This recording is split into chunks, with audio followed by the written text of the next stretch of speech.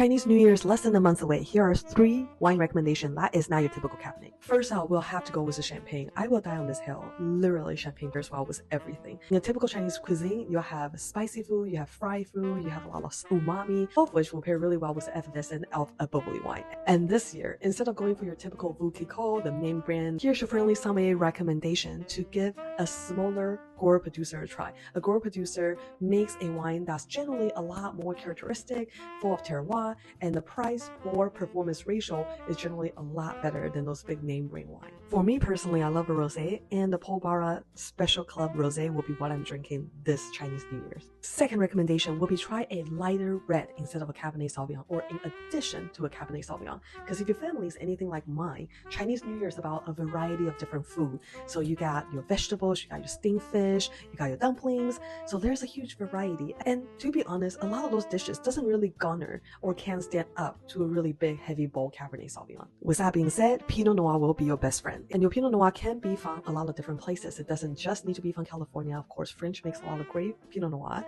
And don't sleep on places like New Zealand that is really up and coming and making really fun and affordable Pinot Noir as well. My last tip for your Chinese New Year wine pairing is don't be scared of bringing a sweet wine.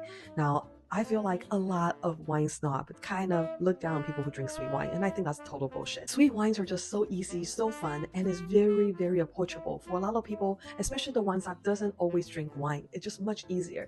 However, I think the reason why a lot of the wine snob or collector will kind of look down on drinking sweet wine is because it is very easy to make a poorly made sweet wine. Once you add sugar to a wine, or to anything else for that matter, it's really easy to mask the actual flavor of the grape itself or the juice itself to make it just seems like something that's sweet and tasty. Sugar make you forget everything apparently. So definitely don't be scared of bringing a sweet wine, but I do recommend trying to find one that's better in quality. For example, my dad has a huge sweet tooth, so instead of just getting a really cheaply made Moscato for $5 on the bottom shelf of your local superstore, get something that is well made, made with care, that's aged, and it's actually not terribly expensive. So this year we'll be serving a 1999 Chateau Guirat Sauterne from France, and as you can see, because it has 26 years of aging in there, the color has went from originally a light yellow to this beautiful dark amber, almost brown color. The wine has gained a lot more complexity too in the last 26 years.